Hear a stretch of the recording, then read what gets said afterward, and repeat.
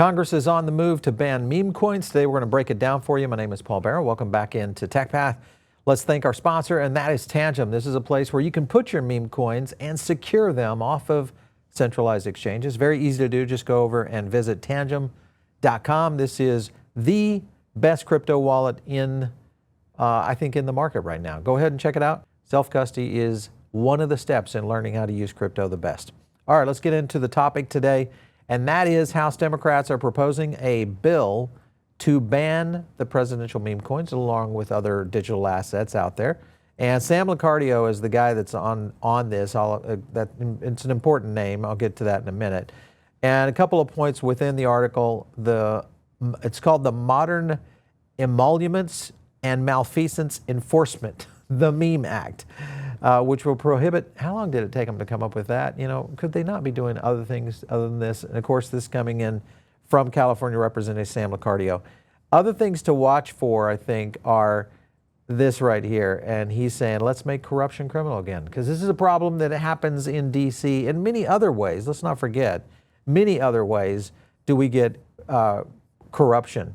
One of the things I want to pull out in this ABC News article right here, and that is Liccardo says he has a dozen Democratic correspondents as he prepares to introduce the legislation on Thursday. You know that the anti-crypto army leader, Senator Warren, is at the front of this list, probably along with Mr. Brad Sherman and others that most likely are making up this scenario. Because if they can get a small win, this would be a big win if they could get something like this going.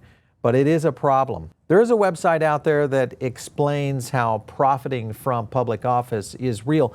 And if you look at Trump, he, of course, profited significantly in his real estate holdings. And, of course, a lot of this is what kind of compares to many people in Congress as they become popular. Many of these people go in, not millionaires, come out millionaires. Well, the way they do it is usually through asset allocation. And many people, of course, don't like it because of the insider trading side of things. But if their value, like let's say Trump, and his value in his real estate goes up just because he's a president, that's the brand value. And I think I would agree with that, but I don't necessarily agree that they can single out one asset class. They'd have to single out many asset classes.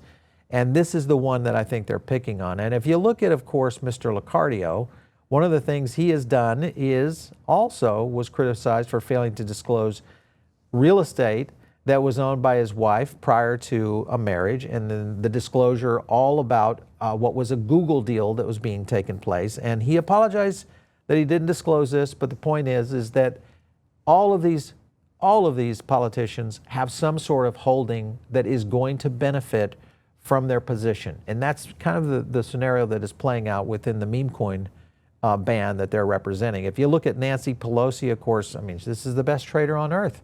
And of course, you compare her to Inverse Kramer, which is usually pretty good. She's even outperforming Inverse Kramer. And that in itself is pretty dynamic. So why not, if we are going to do this, let's go ahead and go to the level of holding stocks being part of this. So you get to see that that's probably not going to happen. I think that's the kind of scenario. If you look at what's happening in the meme coin market right now, and you look at Pump.fun, what we have seen is nothing but an absolute fall off here.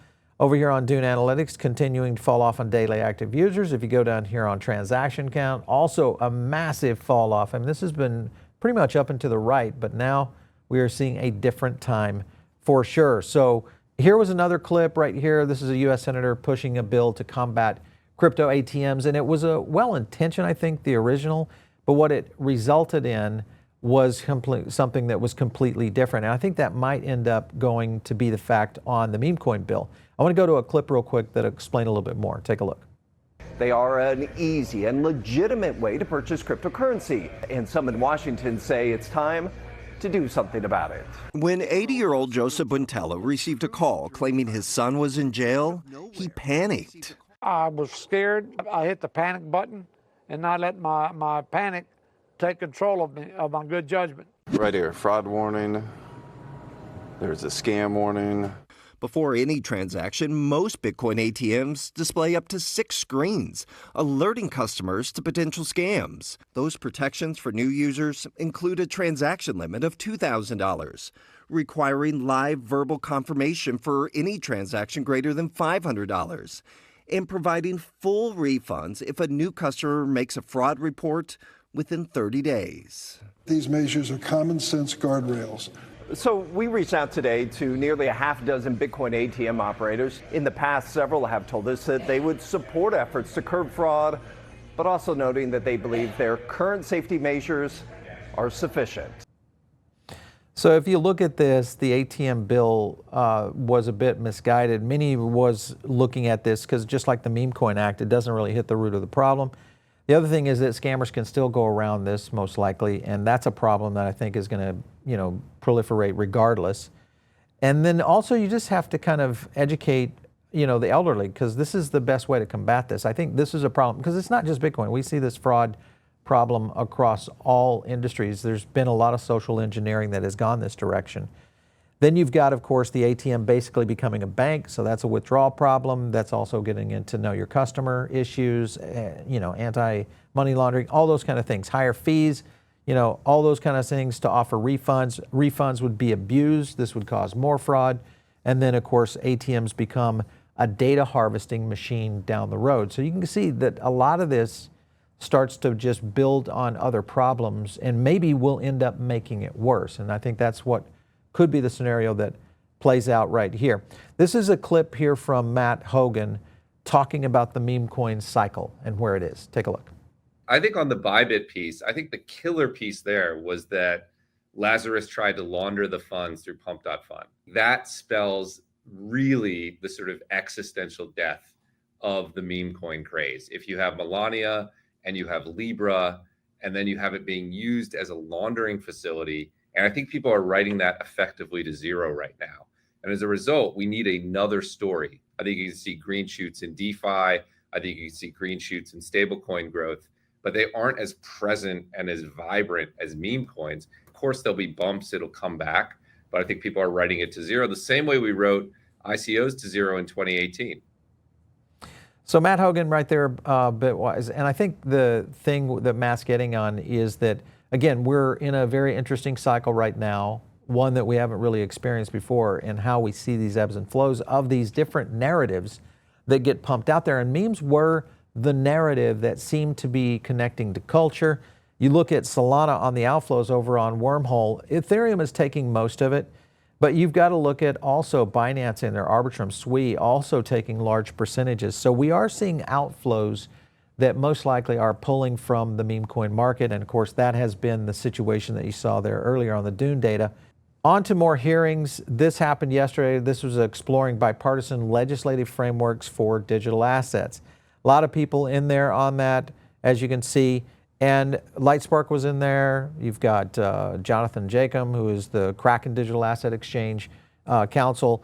So the fact that they're moving in this direction is good, but I think the other thing that we're dealing with is still a direction that isn't necessarily pointing to what can solve a lot of digital asset regulation. So this is a big one that could hit the market in a very interesting way for sure.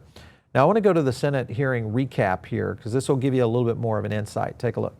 Stablecoins, in many ways, are a step change better than a lot of other assets. Right, but if we're saying this is better than bags of cash, I would agree. I grant you that.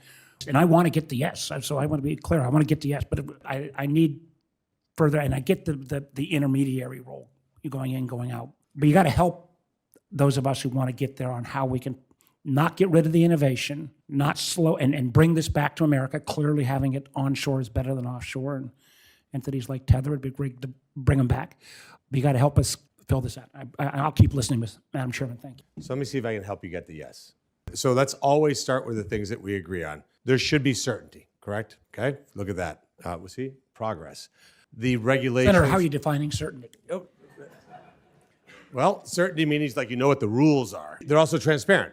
In other words, you don't find out through an enforcement action. Like, for example, I guess I would use a car analogy. You're driving down 95. You don't know what the speed limit is until a cop pulls you over and tells you. That's stupid. We can agree on that, right? There's signs tell you what the speed limit is. So we agree on that. And then most importantly, and this is where I think we're having problems here. Government has this total, complete desire to control things. And it feels like if something's not perfect, the government's role is to make something perfect. There can never be a problem. Because if there's ever a problem, the government's got to stop it. Would cars be allowed? I mean, cars have caused hundreds, if not millions of deaths. We should have never allowed the car to exist. That obviously today would seem like an idiotic comment, because there's no way any of us know today what's going to roll out in the next 4 or 5 years. Am I crazy? Should we ban the automobile? You know, what is the automobile doing? So, for example, in 1900, the potted roads may have required automobiles to go at 20 miles an hour. Now that we have smooth highways, you don't have automobiles still going at 20 miles an hour. You change the rules to adapt to the situation. And I think with digital assets, we do the same thing. Is there anything that you wish you had been asked but were not? I also would just say quickly, we didn't talk about real world assets, but it's a very important topic. So from that clip, you can kind of see it's the overreach. It's just ban everything. You know, we want to make it. I would agree with Moreno there. This is kind of a knee-jerk reaction to scenarios that don't need to be banned, which of course we're talking about meme coins here. When you look at what is actually happening, though, when you think about the Bybit hack, for instance, this is a good analysis. This is the Lazarus bounty. Look at the amount of openness and transparency that is being traced on these wallets. It's almost made it impossible for these bad guys to act. And of course, they put out, what was it, 140 million on the bounty, almost 4 million, 9 bounty hunters right now. This would, remember this, guys, this all happened less than a week ago, okay? And this is already in play. If you look at how the government typically goes about on this, well, this is a public service announcement from the FBI. And this was them asking to help. There's the whole list. Now, first of all, this was done in cash, which most of these kind of things are done in cash. You never even get this kind of data.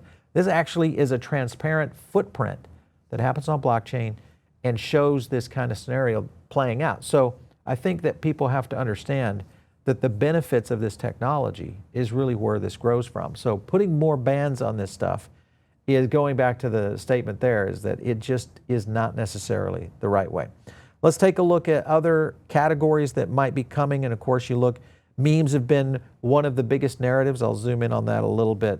Memes right there, biggest narratives. You can kind of see DOT, BNB, USA tokens.